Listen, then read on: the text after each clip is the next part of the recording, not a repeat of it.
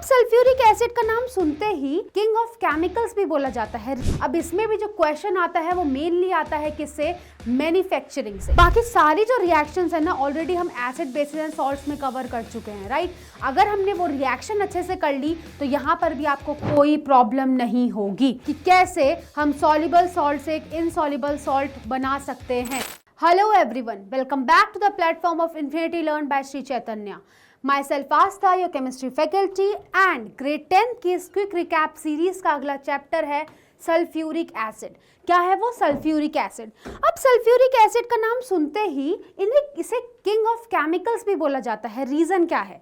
Very simple reason है यार, क्योंकि ज्यादातर मैन्युफैक्चरिंग इंडस्ट्रीज में यूज होता है किसका? सल्फ्यूरिक एसिड का, दैट इज H2SO4। अब जितने भी याद है हमने प्रीवियस चैप्टर्स पढ़े हैं तो वहां पे एक चीज आती थी डिहाइड्रेटिंग एजेंट, मतलब जो वाटर को भयंकर तरीके से एब्जॉर्ब करे और दूसरों के साथ रिएक्ट भी ना करे, तो वहां पे हम किसका इस्तेमाल कर रहे थे? H2SO4 का इस्तेमाल कर रहे थे, right. So that is how you are going to tell me about the sulphuric acid. So sulphuric acid is also known as the king of chemicals. Now देखो यार, ये चैप्टर जो है ये है बहुत ही छोटा लेकिन बहुत ही क्रिस्प चैप्टर है। अब इसमें भी जो क्वेश्चन आता है वो मेनली आता है किससे? मैन्युफैक्चरिंग से, कि तुम इसको आखिरकार मैन्युफैक्चरिंग इंडस्ट्रीज में कैसे क्या करते हो? प्रोड्यूस करते हो। So that in that we are going to study about the contact process. So यही सब है सल्फ्यूरिक एसिड में इंपॉर्टेंट। देखो बाकी सारी जो रिएक्शंस है ना ऑलरेडी हम एसिड बेसिस एंड सॉल्ट्स में कवर कर चुके हैं, राइट। अगर हमने वो रिएक्शन अच्छे से कर ली तो यहां पर भी आपको कोई प्रॉब्लम नहीं होगी। नाउ पहले देखते हैं डिस्कवरी एंड इंट्रोडक्शन। सबसे जल्दी कैसे डिस्कवर किया गया? हमारे पास था green vitriol. First of all green, हमारे पास क्या रखा था? हमारे पास रखा था ग्रीन विट्रॉयल। क्या रखा था? Green vitriol. ग्रीन विट्रॉयल का मतलब होता है FeSO4 FeSO4.7H2O। Remember this one. जो आपके पास सल्फेट के सॉल्ट्स होते हैं ना बेटा, सल्फेट के सॉल्ट, उनके लिए एक वर्ड यूज किया जाता है विट्रॉयल। अब बिकॉज यहाँ पे Fe+2 आयन में है और वहां पे उसका कलर होता है green, that is why you are calling it a green vitriol. So जब हमें H2SO4 चाहिए था तो इनिशियली हमने कहाँ से एक्सट्रैक्ट आउट किया था? हमने किया था extract from the green vitriol. Now जब हमने किया ग्रीन विट्रॉयल से एक्सट्रैक्ट, सो हमारे पास एक आया था विस्कस लिक्विड। क्या आता है? विस्कस, यानी बहुत गाढ़ा सा, बहुत थिक सा liquid, and that is why H2SO4 को बोला जाता है oil of vitriol also. So this is how we have extracted out क्या? H2SO4 कहाँ से? From the green vitriol. That is the thing working here. So historically it is known as oil of vitriol due to its oily appearance. ये एक oily viscous liquid की तरह लगता था, that is why due to its appearance इसको नाम दिया गया oil of vitriol की तरह। Now पहली बार डिस्कवर किया था किन्होंने? Jabir ibn Hayyan in the 8th century. Now industrial demand show during the industrial revolution of textiles. जब इंडस्ट्रियल रेवोल्यूशन आया था ना टेक्सटाइल्स का, ड्यूरिंग दैट इसकी डिमांड बहुत ज़्यादा बढ़ गई। अब रीजन समझ आएगा जब हम इस चैप्टर को पढ़ेंगे कि क्यों बढ़ गई थी। Now naturally it can occur in volcanic emissions and trace amounts in acid rain also, right. Remember हमने नाइट्रिक एसिड भी पढ़ा था कि ये ट्रेस अमाउंट में रहेगा एसिड रेन में, क्योंकि ये सब क्या है? एसिड्स है। ये सब क्या है? हमारे पास एसिड्स है। नाउ अब देखो यार, अगर मैं मैन्युफैक्चरिंग की बात करूं, किसकी? मैन्युफैक्चरिंग बड़ी स्केल में। किसमें? बड़ी स्केल में बड़ी स्केल में मैन्युफैक्चरिंग की बात करूं of H2SO4, so we have one process known as contact process. क्या है वो? कॉन्टैक्ट प्रोसेस, मतलब industrial production of sulphuric acid is the contact process. बहुत सिंपल प्रोसेस है। अब ये क्या है? ये ओवरव्यू है, ये पूरा डायग्राम है जो हम यूज करते हैं during the contact process. First thing first, you have to take some raw material, या तो आप क्या लो? Iron pyrite. आयरन पाइराइड क्या था? ओर था किसका? सल्फाइड का। सो दैट इज FeS2, या तो आप सल्फर लो। क्या लो? रॉ फॉर्म में सल्फर लो। जब आपने सल्फर लिया और उसके बाद आपने इसको ऑक्सीजन के साथ क्या करवाया, रिएक्ट करवाया। सल्फर लिया तो ऑक्सीजन के साथ रिएक्ट करवाया, तो आपके पास क्या गैस बन गई, सबसे पहले SO2 बनी। क्या बनी, SO2। अगेन SO2 को ट्रिमेंडियस अमाउंट ऑफ ऑक्सीजन के साथ जब रिएक्ट करवाया तो हमारे पास एक नई गैस बनी, डेट इज SO3। अब ये सब जो रिएक्शन हुई थी, ये हुई थी आपकी कैटलिस्ट कन्वर्टर में। कहाँ पे, कैटलिस्ट कन्वर्टर। नाउ अब ये मत सोचना वन बाय वन हम ईच प्रोसेस को ढंग से देखेंगे, including the reactions, including what, reaction. Now SO3 बना and then it is kind of absorption tower or something. So in that now it was transferred there. According that now in the SO3, that is sulfur trioxide, so in SO3 हमने मिलाया था concentrated sulfuric acid, उसको मिलाते ही हमारा जो था क्या बना, ओलियम, that is H2S2O7। क्या बना, H2S2O7, that is oleum. Then जब हमने उसे वाटर के साथ मिक्स करा तो अगेन वो क्या बन गया, H2SO4 बन गया। नाउ हमने डायरेक्टली क्यों नहीं कर दिया कि SO3 आई, हमने H2O लिया, साथ में रिएक्ट करवा के H2SO4, क्योंकि अगर एब्जॉर्प्शन या डिसॉल्विबिलिटी की बात करें कि डिसॉल्व होगा या नहीं, सो SO3 इतना सेटिस्फैक्टरी तरीके से वाटर में डिसॉल्व नहीं होता। First thing you have to keep in your mind, that is why हमने डायरेक्ट डाइल्यूशन ना लेके हमने क्या किया, पहले कंसंट्रेटेड सल्फ्यूरिक एसिड थोड़ा डाला, उस वजह से ओलियम बना, एंड देन ओलियम में वाटर मिला के हमने H2SO4 बनाया। अब वन बाय वन हमें यही प्रोसेस पढ़नी है। Now step 1 is the preparation of SO2। पहला स्टेप क्या था, प्रिपरेशन ऑफ SO2। मतलब दो तरीके हैं, या तो क्या करो, सल्फर को बर्न करो, प्योर सल्फर लो, बर्न करो in the presence of excess dry air. किसमें, एक्सेस ड्राई एयर में बर्न करो, और उससे आपका क्या प्रोड्यूस हो जाएगा, sulphur dioxide, that is SO2। Now roasting pyrite. अब यार देखो सब कुछ ना रिलेटेड है। रिमेंबर रोस्टिंग हमने कहाँ पढ़ी थी, मेटलर्जी में। मेटलर्जी में क्या हो रहा था कि आप सल्फाइड के ओर को अगर एयर की प्रेजेंस में हीट करते हैं तो आपके पास क्या होगा, वो ऑक्साइड में कन्वर्ट हो जाएगा।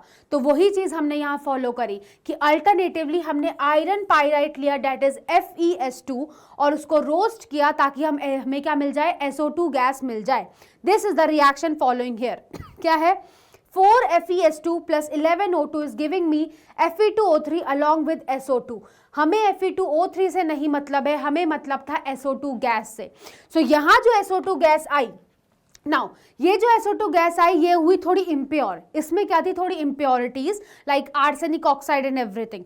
सो इसीलिए हमें क्या करना पड़ा, पहले गैस को प्यूरिफाई करना पड़ा। मतलब इम्प्योर SO2 मिक्सचर जो था must be clean to protect the catalyst, क्योंकि जो अगली रिएक्शन है वहां पे हम क्या करते हैं, ऑक्सीजन की प्रेजेंस देते हैं एक्सेस में ताकि SO2 O2 के साथ रिएक्ट कर जाए। बट ऐसा हो सकता है कि उस प्रोसेस में during that process we require a catalyst. अब कैटलिस्ट क्या कर सकता है, रिएक्ट कर सकता है with the impurities. So during this हमें कैटलिस्ट बहुत सोच समझ के यूज करना पड़ता है, एंड फॉर दैट हमें दिमाग में रखना है कि हमें गैस को प्यूरिफाई करना जरूरी है, वरना गैस की जो इम्प्योरिटी है वो कैटलिस्ट के साथ रिएक्ट कर सकती हैं, ऐसा हो सकता है। नाउ डस्ट रिमूवल मतलब स्टीम और precipitators. Now cooling, lead pipes. अब क्या करते हैं, कूलिंग के लिए या डस्ट को रिमूव करने के लिए हमारे पास होती है या तो स्टीम या precipitators. Then we have cooling. अब उसको अगर कूल डाउन करना है तो हमारे पास क्या होता है, लेड पाइप्स होता है, और ड्राई करने के लिए कंसंट्रेटेड H2SO4 का स्प्रे होता है, दैट्स इट। पहला प्रिपरेशन है किसका, SO2। SO2 बनने के बाद क्या करना है, देखो second thing is contact tower. बहुत सिंपल है, सेकेंड फेज है कॉन्टैक्ट टावर। मतलब SO2 से तुम्हें आपको जाना है किसकी तरफ, SO3 की तरफ। देखो तो वो होता है कैटालिटिक ऑक्सीडेशन चैम्बर। क्या होता है, कैटालिटिक ऑक्सीडेशन। मतलब कैटलिस्ट की प्रेजेंस में क्या होगा, अब ऑक्सीडेशन। कैसे, जो प्यूरिफाइड सल्फर डाइऑक्साइड गैस थी मतलब SO2 थी, हमने ऑक्सीडाइज कर दिया सल्फर ट्राइऑक्साइड में, but through a reversible reaction. क्या है, रिवर्सेबल रिएक्शन। क्या, 2SO2 गैसियस फॉर्म में plus O2 is forming 2SO3 in the gaseous form. यहाँ पे डेल्टा H क्या है, नेगेटिव में -196। मतलब ये रिएक्शन है एक्सोथर्मिक। रिएक्शन के दौरान क्या होगा, ट्रिमेंडियस अमाउंट ऑफ हीट निकलेगी, और यही पॉइंट से अब हमारे पास क्या आएगा, फेवरेबल कंडीशन क्या है, मतलब अगर SO2 को SO3 में कन्वर्ट करना है तो मैं टेम्परेचर कितना रखूं, मैं कैटलिस्ट क्या लूं, ये सब फेवरेबल कंडीशन मैं बता सकती हूं फ्रॉम द एक्सोथर्मिक रिएक्शन। देखो कैसे, ऑप्टिमम कंडीशन बोलो या बोलो फेवरेबल कंडीशन, फेवरेबल और यू कैन से optimum condition, very simple.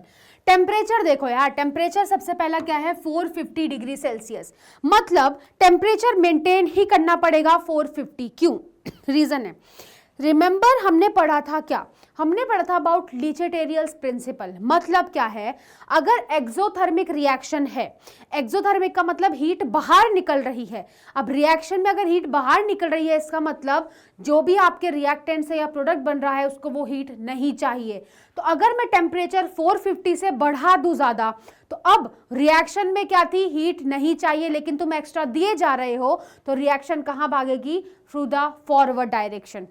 This is according to Le Chatelier principle कि जो भी तुम रिएक्शन के दौरान चेंज लाओगे ड्यूरिंग अ रिवर्सिबल रिएक्शन वो उसको अपोज करेगा। तो यहां पे क्या है, टेम्परेचर बाहर निकल रहा है, मतलब हीट बाहर निकल रही है, और अगर तुम टेम्परेचर 450 से ज्यादा बढ़ाते हो तो वो बोलेगा अच्छा ये तो मुझे चाहिए ही नहीं, तो मैं इसको रजिस्ट करूंगा, तो मैं SO3 ना बनाकर दोबारा SO2 और O2 में टूट जाऊंगा। That's it, that is the meaning of that.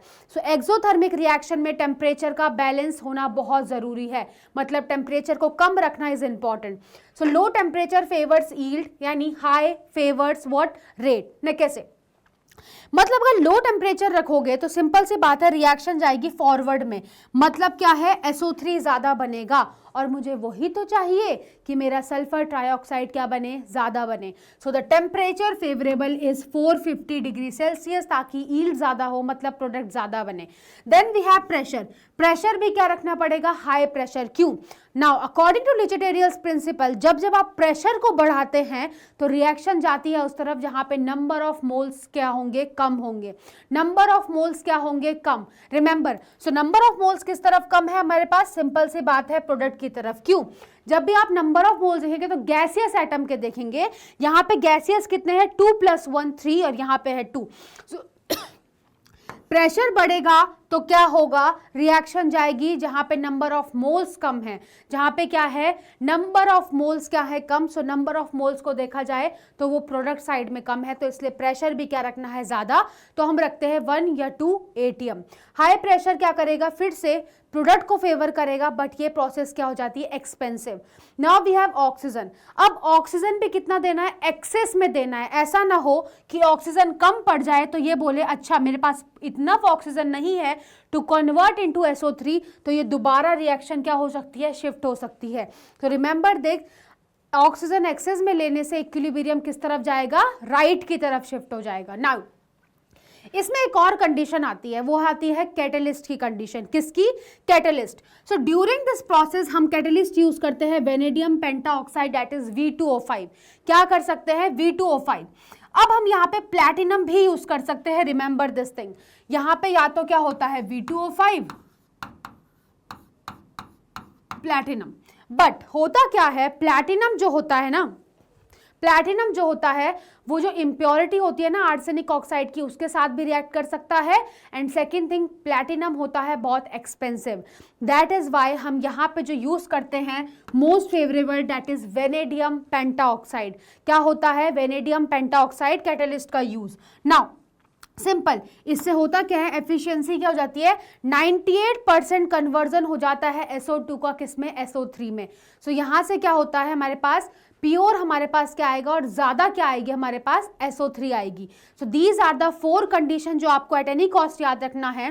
First is temperature, SO2 को SO3 में कन्वर्ट करने के दौरान ध्यान रखो टेम्परेचर का 450 डिग्री सेल्सियस, वहां पे लिखोगे कि टेम्परेचर बढ़ेगा तो रिएक्शन क्या हो जाएगी, फॉरवर्ड की तरफ फिक्स, और वो हमें नहीं चाहिए, वो हमें क्या चाहिए, नहीं चाहिए। नाउ प्रेशर की बात करेंगे तो प्रेशर रखना है हाई। क्यों, हाई प्रेशर रखने पे रिएक्शन किस तरफ जाती है, जहां नंबर ऑफ मोल्स कम होते हैं, तो मतलब प्रोडक्ट की तरफ जाएगा और मुझे ज्यादा प्रोडक्ट मिलेगा। Now third one was the excess में क्या लेना है, ऑक्सीजन और you can say air. And fourth one is catalyst. Catalyst आप यूज कर सकते हैं V2O5 और प्लैटिनम बोथ, बट होता क्या है, platinum is much more expensive and कभी कभी इम्प्योरिटी के साथ रिएक्ट कर सकता है, right, remember this thing, okay, so we have to do this one now. Next one अब है एब्जॉर्प्शन एंड डाइल्यूशन। अब हमारे पास क्या है, एब्जॉर्प्शन एंड डाइल्यूशन। पहला है व्हाई नॉट वाटर, मतलब मैंने डायरेक्टली SO3 को वाटर में क्यों डिसॉल्व नहीं किया, what is the reason.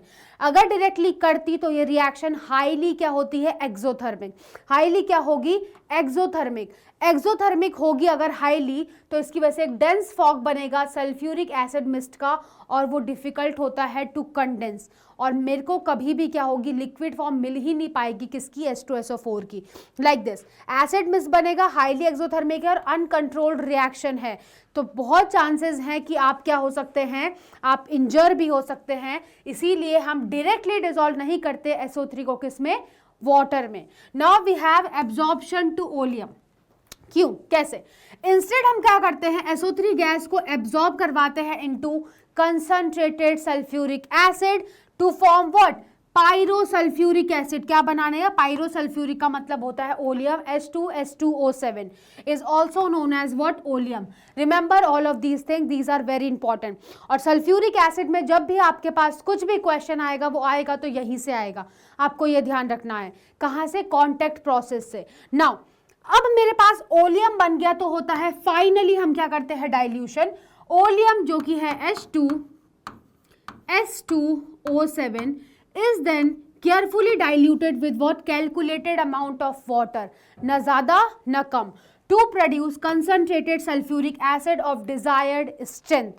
H2S2O7 plus H2 is forming what, H2SO4 in the liquid phase.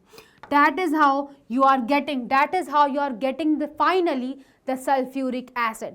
So बहुत सिंपल है, सबसे पहले क्या करना है आपको, क्या करना है, या तो आयरन पाइराइड या तो सल्फर लो, डायरेक्टली उसको कन्वर्ट करो इनटू SO2।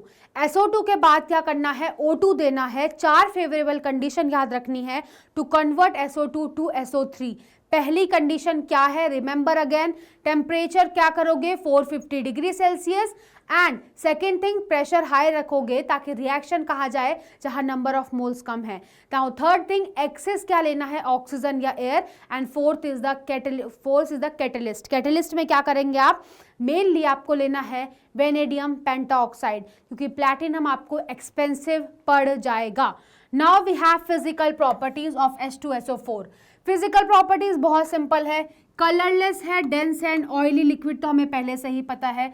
डेंसिटी क्या है, 20 डिग्री सेल्सियस में 1.84 ग्राम पर centimetre cube, melting point 10 degree Celsius, boiling point 337 degree Celsius, और you can say 338 degree Celsius, nearly same. Highly hygroscopic means, hygroscopic मतलब जो वाटर को अपने अंदर एब्जॉर्ब करे। नाउ मिसेबल विद वाटर मतलब स्ट्रांगली क्या होता है, ये एक्सोथर्मिक होता है, मतलब वाटर के साथ मिक्स हो गया तो एक्सोथर्मिक रिएक्शन हो जाएगी। Conductivity, conductivity is a very good point, जब ये डाइल्यूटेड फॉर्म में होगा, डाइल्यूटेड मतलब आपने H2SO4 तो लिया, साथ में वाटर भी ऐड किया, तभी क्या होगा, आपका जो आपके पास पड़ा है डाइल्यूटेड जो है वो कंडक्ट कर पाएगा इलेक्ट्रिसिटी को, और जो आपके पास कंसंट्रेटेड होगा वो क्या होता है, पुअर कंडक्टर, वो क्या हो जाता है, poor conductor. Now we have the chemical properties, ठीक है, ये वो केमिकल प्रॉपर्टीज है जो नॉर्मली सल्फ्यूरिक एसिड फॉलो करता है। पहला है dibasic acid, ionizes in 2 step in aqueous solution, मतलब वाटर में जैसे ही डालूंगी तो H2SO4 पहले टूटेगा H पॉजिटिव HSO4 नेगेटिव में, फिर वो टूटेगा H पॉजिटिव और SO4-2 आयन में। सो दिस इज हाउ, बिकॉज यहाँ पे क्या है, 2 रिप्लेसेबल हाइड्रोजन एटम हैं, और 2 रिप्लेसेबल हाइड्रोजन एटम क्या कर सकते हैं, 2 OH नेगेटिव के साथ कंबाइन कर सकते हैं to form water. That is why क्या बोलते हैं, ये dibasic acid. Dehydrating agent, very very important property, हमेशा वाटर को खींच लेगा जो भी सब्सटेंस में डालोगे, जैसे कि ऑर्गेनिक कंपाउंड जैसे कि शुगर में डाला, किसको, शुगर में डालते ही क्या होगा, अब यहाँ पे H2SO4 भी है तो 12 कार्बन और 11 H2O। सो जहाँ पे आपको कार्बन दिखता है ना तो ये black spongy kind of a substance बनना शुरू हो जाएगा, दैट इज चारिंग ऑफ शुगर। इसको बोलते हैं शुगर चारकोल भी। इसको क्या बोलते हैं, शुगर चारकोल भी। नाउ ऑक्सीडाइजिंग एजेंट, ये तो बहुत इंपॉर्टेंट है, मतलब ये वो जो जनरल प्रॉपर्टी है H2SO4 की। Hot concentrated acid oxidises metals like copper. अगर आपके पास हॉट कंसंट्रेटेड क्या है, हॉट कंसंट्रेटेड H2SO4 है, रिमेंबर ये सारी प्रॉपर्टीज पढ़ी लग रही होंगी, राइट, हमने पढ़ा है ये सब। Copper plus 2 times of H2SO4 is forming CuSO4 SO2 और क्या है H2O। नाउ सल्फोनेटिंग एजेंट, ये रिप्लेस करेगा हाइड्रोजन एटम को in organic compound with SO3H, that is why it is known as sulphonating agent, जो ऐड कर रहा हो किसको, सल्फर को लाइक दिस। सो हमारे पास था बेंजीन, बेंजीन में आपने डाला H2SO4, सो फॉर्म हुआ C6H5 SO3H along with H2O, so that is known as sulfonating agent. Okay, now we have dilution of sulfuric acid safety, very important. I know from the basic that everyone knows this thing, but देखो दोबारा, always add acid to water, never add water to concentrated acid. Reason क्या है, ये reaction होती है highly exothermic. अगर आपने water में, अगर आपने क्या किया, वाटर को ऐड किया किसमें, कंसंट्रेटेड एसिड में, सो वो जो अब रिएक्शन क्या है एक्सोथर्मिक, जो उससे हीट निकलेगी वो वाटर को क्या कर देगी, वेपर में कन्वर्ट, और उस वजह से क्या हो सकता है, एसिड आपके ऊपर भी क्या हो सकता है, स्प्लैश हो सकता है। दैट इज वाई आपको हमेशा ध्यान रखना है कि एसिड को किस में डालना है, वाटर में डालना है, एसिड को किस में डालना है, वाटर में। Now wear safety goggles, acid resistant gloves and lab coat and work in a fume hood. Procedure क्या है, add acid slowly in a small amount and stir continuously. Acid को स्लोली वाटर में डालते जाओ and उसको क्या करो, stir करो। That is the procedure to add acid to water. Otherwise अगर वाटर एक बार पड़ गया एसिड में, हेक्सोथर्मिक रिएक्शन है, मैसिव हीट के कारण ये भी स्टीम में कन्वर्ट होगा और ये क्या हो सकता है, बाहर स्प्लैश। सिंपल, यहाँ पे क्या करेंगे, एसिड को वाटर में डालेंगे तो धीरे धीरे क्या करना है, उसको कंटिन्यूसली स्टर करना है। Remember this thing, correct method है एसिड इनटू वाटर। कोरोसिव है, हार्मफुल है एसिड, तो आपको ध्यान रखना है while working with acid in water. Remember this thing. Now reaction of concentrated H2SO4 की बात करते हैं, ऑक्सीडाइजिंग एजेंट। नाउ कंसंट्रेटेड, अब होता क्या है, रिएक्शन की जब बात होती है तो आप कहीं रिएक्शंस में देखेंगे कंसंट्रेटेड का यूज है, कहीं पे क्या है, डाइल्यूट का यूज है। सो वही हमें डिफरेंस देखना है कैसे। अब जब हमारे पास नॉन मेटल्स होंगे, क्या है, reaction of concentrated H2SO4 with non metals. अब अगर मेरे पास रिएक्शन आ जाए नॉन मेटल, जैसे कि कार्बन, सल्फर, फास्फोरस। कार्बन ने जैसे ही H2SO4 के साथ रिएक्ट किया, ऑक्सीडाइजिंग एजेंट, मतलब ऑक्सीडाइजिंग एजेंट वो है जो क्या करेगा, ऑक्सीडाइज करेगा दूसरे को और खुद रिड्यूस हो जाएगा। मतलब कार्बन के पास जाएगी ऑक्सीजन और उससे क्या होगी, ऑक्सीजन निकलेगी, तो बनेगा CO2, SO2 and H2O। Sulphur के साथ भी सेम होगा, बनेगा SO2, H2O। नाउ फास्फोरस के साथ क्या होगा, H3PO4 along with that SO2 बनेगा। मतलब जब नॉन मेटल ने रिएक्ट किया है कंसंट्रेटेड H2SO4 के साथ, तो SO2 गैस क्या होगी, इवॉल्व होगी। नाउ अगर मेरे पास रिएक्शन हो विद मेटल्स, मेटल्स जैसे कि कॉपर और जिंक, सो कॉपर ने कंसंट्रेटेड H2SO4 के साथ रिएक्ट करके क्या बनाया, CuSO4 SO2 plus H2O। Zinc ने भी सेम किया और SO2 गैस को क्या कर दिया, इवॉल्व। नाउ अगर मेरे पास आ जाए inorganic compound, inorganic compound like hydrogen bromide, hydrogen iodide, that is HI, HBr, ऐसा कुछ। सो ऐसा कुछ इनऑर्गेनिक कंपाउंड आए तो क्या होगा, 2HI is reacting with H2SO4, तो फॉर्म हो रहा है I2SO2 and 2H2O and what, 2H2O. So these are the reaction that you have to keep in mind जब हम chemical properties की बात करेंगे, मतलब reaction with concentrated H2SO4. So ये सारे जो H2SO4 आपको दिख रहे हैं, these are concentrated. What are these? These are concentrated H2SO4. Now simple है, ये सारे तुमने फिर भी पढ़े हैं. The new one is for you is this one. with hydrogen iodide. This is very very very important. Now see, now अब मैंने कुछ लिख के लाया है as a dehydrating agent. अब as a dehydrating agent we have two reactions. पहली है concentrated H2SO4 water of crystallisation को रिमूव करेगा. वाटर ऑफ क्रिस्टलाइजेशन मतलब एक क्रिस्टल को अपनी फॉर्म को क्या करने में, अपनी फॉर्म को बरकरार रखने के लिए कितना वाटर चाहिए, that is water of crystallisation. CuSO4.5H2O, इसका कलर होता है ब्लू.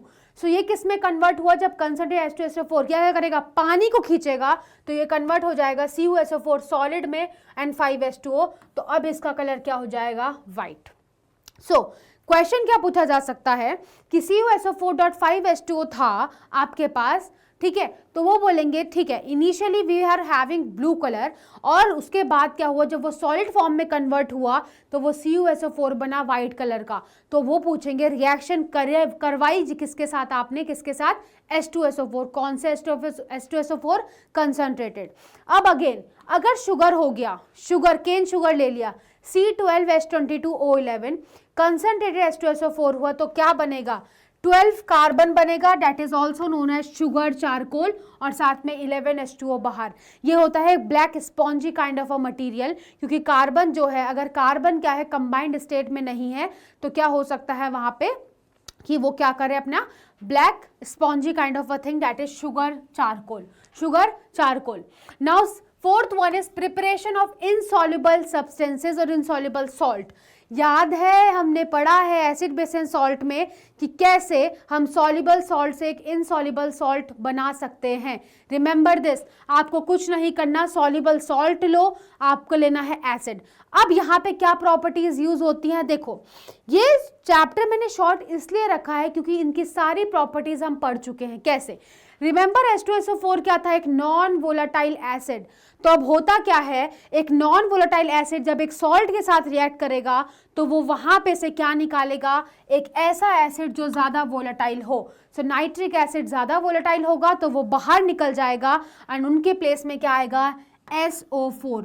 सो आपके पास सॉल्युबल सॉल्ट है PbNO3 whole twice, lead nitrate along with concentrated you can say acid that is H2SO4 जो कि है नॉन वोलेटाइल. अब वो आएगा, रिप्लेस करेगा, बनेगा PbSO4 जिसकी प्रेसिपिटेट बनेगा एंड HNO3 हमारे पास साथ में रहेगा, that is a volatile acid. अब सिमिलरली बेरियम क्लोराइड है, H2SO4 है, SO4 ने रिप्लेस किया Cl2 को तो बनेगा BaSO4 और 2HCl that is a volatile acid. So rules regulation सब कुछ सेम है जो सॉल्ट में था. रिएक्शन क्या हो रही है, बस रिपीट. अगर आपने एक बार ढंग से पढ़ लिया तो आपको कोई कॉम्प्लिकेशन नहीं आएगी to study all of these things. Now reactions of dilute H2SO4 क्या है, डाइल्यूट H2SO4 पहला है एक्टिव मेटल के साथ. अगर आपके पास है एक्टिव मेटल मतलब जिंक है, जिंक ने रिएक्ट किया H2SO4 के साथ बट कैसा, डाइल्यूट, तो बनेगा ZnSO4 along with that H2 बनेगा. नाउ डिफरेंस समझ आ रहा है, कहां पे डिफरेंस है, जिंक ने रिएक्ट किया था कंसंट्रेटेड के साथ तो बना ZnSO4, SO2 भी बना, क्या बना, SO2 भी बना और H2O भी बना. बट यहां पे बात होगी तो आपके पास अब आएगा क्वेश्चन कि एक रिएक्टिव मेटल है या फिर आप बोलेंगे एक एक्टिव मेटल है जैसे कि जिंक, तो जिंक ने जब कंसंट्रेटेड H2SO4 के साथ रिएक्ट किया तो क्या रिएक्शन होगी, SO2 निकलेगा. बट रिएक्शन जब जिंक रिएक्ट करेगा किसके साथ, डाइल्यूट H2SO4 के साथ, तो वहां पर SO2 नहीं निकलेगा, सिर्फ हाइड्रोजन निकलेगा. Remember this. With metal oxide, अब किसके साथ, मेटल ऑक्साइड के साथ, मतलब neutralisation reaction. Why, metal oxide basically होते हैं क्या, बेसिक इन नेचर. क्या होते हैं, basic. So this is basic, that is CO जो कि है मेटेलिक ऑक्साइड. अब H2SO4 क्या हो गया, एसिड. सो एसिड और बेस मिलेंगे तो पता ही है रिएक्शन क्या होगी, सॉल्ट अलोंग विद वाटर. बहुत सिंपल है. सो CuSO4 बना प्लस H2O. सो क्या ये रिएक्शन नहीं पढ़ी तुमने, ये सारी रिएक्शन तुम पढ़ चुके हो, तुम्हें ज़्यादा ज़रूरत ही नहीं है इस चैप्टर में पढ़ने की. बस कॉन्टैक्ट प्रोसेस पे ध्यान रखना एंड तुम्हें समझ आना चाहिए कब क्या क्वेश्चन पूछा जा रहा है. अब आता है विद मेटल कार्बोनेट, यहाँ पे बाइकार्बोनेट भी आ सकता है. CaCO3 that is calcium carbonate, calcium carbonate ने रिएक्ट किया H2SO4 के साथ तो बनेगा CaSO4H2O along with CO2 gas evolve. So ये थे रिएक्शन, और सिमिलर रिएक्शन होगी बाइकार्बोनेट के साथ। अगर NaSCO3 आ जाए तो आपके पास अगर दोबारा से यही बनेगा, क्या बनेगा, Na2SO4 along with H2O and CO2. So these are the reaction with metal carbonate and metal bicarbonates also. Now अगर आपके पास सल्फाइड हो, क्या हो, मेटल सल्फाइड और एसिड हो, तो वो क्या बनाएगा, मेटल सल्फाइड अगर आपके पास हो अलॉन्ग विद डेट एसिड हो बट कैसा, डाइल्यूटेड, तो बनेगा सॉल्ट प्लस हाइड्रोजन सल्फाइड। कैसे, मेटल सल्फाइड है Na2S, Na2 क्या है S, साथ में है H2SO4, बनेगा क्या, Na2SO4 along with H2S gas that is hydrogen sulphide gas release होगी। यही छोटी छोटी बातें हैं जो ध्यान रखनी है, किस रिएक्शन में कौन सी गैस इवॉल्व होगी। अब अगर सल्फाइड या बाइसल्फाइड ले आओगे अलॉन्ग विद एसिड, वो भी डाइल्यूटेड में, तो सॉल्ट, वाटर और क्या बनेगा, SO2 बनेगा। कैसे, Na2SO3। अब देखो सल्फाइड है, सल्फाइड आयन क्या होगा, SO3, remember this thing, sulphide क्या होगा, SO3-2, सल्फेट होता है क्या हमारे पास, सल्फेट होगा SO4-2, remember this thing, okay. So अब था sulphide Na2SO3 plus H2SO4 forming Na2SO4 similar to that, but अब इस केस में सल्फर भी क्या है आपके पास, H2O और SO2 गैस, ना कि H2, बट आपके पास क्या बाहर निकलेगी, SO2 गैस बाहर आएगी। नाउ अगर बाइसल्फाइड हो गया, मतलब NaHSO3 हो गया along with H2SO4, again Na2SO4 ही बनेगा, अगेन वाटर ही बनेगा, बट इस टाइम दोबारा SO2 गैस रिलीज होगी। So that is how you are going to do all the reactions, all the reaction. बस ध्यान रखो किस रिएक्शन में कौन सी गैस इवॉल्व हो रही है, क्वेश्चन इसी तरीके से पूछा जाएगा। Now we have uses of sulphuric acid, sulphuric acid के यूजेस क्या हैं, फर्टिलाइजर्स में मेजर यूज है production of super phosphate, ammonium sulphate and phosphoric acid. Petroleum refining में यूज होता है, use for alkylation, impurity removal and refining of gasoline. Detergents में use होता है, वेरी इंपॉर्टेंट, डिटर्जेंट्स में बहुत ज्यादा यूज होता है, manufacture of alkyl benzene sulphonate that is soaps and detergents. So detergents में बेसिकली आपके पास सल्फेट और you can say what, sulphonates की ही क्या होती है, चेन होती है। Now lead acid batteries, lead acid batteries में यूज होता है क्योंकि वहां पे H2SO4 की यूज किया जाता है with what, with lead. Serves as the electrolyte की तरह यूज होता है in automotive and industrial batteries, remember H2SO4 ही यूज होता है in the lead acid battery as a electrolyte, मतलब जो इलेक्ट्रिसिटी को कंडक्ट करवाएगा। नाउ केमिकल सिंथेसिस में की reagent for making dyes, drugs, pigments, paints and plastics. Explosive, nitration agent for what, TNT, nitroglycerin and gun cotton production. This is how you are going to do, and you know the uses of sulfuric acid. Sulfuric acid have tremendous amount of uses, you can clearly see on the screen. Okay, so that was the chapter that is sulfuric acid. बहुत छोटा और crisp chapter था, कोई problem नहीं है। Now questions ना लाने का एक रीजन है क्योंकि इसमें क्वेश्चंस आएगा कांटेक्ट प्रोसेस से, क्योंकि रिएक्शन ऑलमोस्ट सारी क्या है आपके पास, रिपीटेड। बस आप ध्यान रखो कांटेक्ट प्रोसेस का पहला स्टेप क्या था, क्या था पहला, या तो सल्फर लो या आयरन पाइराइट लो और उसको कन्वर्ट करो SO2 में, SO2 में से कन्वर्जन होगा SO3 में। So remember the favourable condition, वही 4 फेवरेबल कंडीशन, यही क्वेश्चन बनेगा। SO2 को SO3 में कन्वर्जन करना कैसे कैसे करोगे, remember the temperature 450 degree Celsius, pressure रखना है 1 या 2 atm, third was excess oxygen लो या एक्सेस एयर लो, एंड फोर्थ वन कैटलिस्ट लेना है वेनेडियम पेंटाऑक्साइड। यही 4 फेवरेबल कंडीशन है to convert SO2 to SO3, बहुत इंपॉर्टेंट है। उसके बाद जब कन्वर्जन हो गया तो अब क्या करना था आपको, बहुत सिंपल है, SO3 डायरेक्टली वाटर के साथ डिसॉल्व नहीं हो सकता। पहली बात तो अच्छे से डिसॉल्व भी नहीं होगा, सेकेंड थिंग क्या होगा आपके पास, एक्सोथर्मिक रिएक्शन। सो इसीलिए हम इसको नहीं करते, हम क्या करते हैं, पहले SO3 को कन्वर्ट करना है ओलियम में, दैट इज H2SO7। ओलियम में कन्वर्ट करने के बाद अब आप उसमें वाटर मिलाएंगे तो वो H2SO4 में कन्वर्ट हो जाएगा, that is sulphuric acid. So यही है कॉन्टेक्ट प्रोसेस जो आपको ध्यान रखनी है। By this I am ending this chapter. Next chapter is pretty much important, organic compounds. अब ऑर्गेनिक कंपाउंड्स में मैं ट्राई करूंगी to bring into two part, that is isomerism वाला पार्ट एक में ले लेंगे और दूसरा वाला जो पार्ट है वो नेक्स्ट में ले लेंगे। Then that is it for today. Like, share and subscribe to our YouTube channel, that is Infinity ICSE 9th and 10th. I'll meet you in the next chapter. Thank you so much everyone for attending the class. Thank you so much.